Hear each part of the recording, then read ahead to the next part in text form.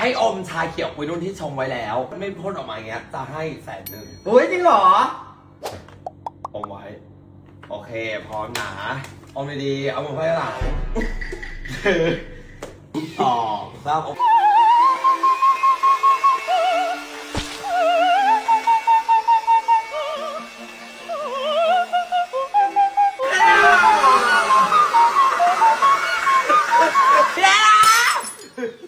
เจ๊อมชาเขียวปุยนุ่นไว้ ถ้าอมไว้ได้ฉันจะให้10,000นี่เตรียมไว้แล้วชาเขียวปุยนุ่นโอเคอมไว้ชาเขียวปุยนุ่น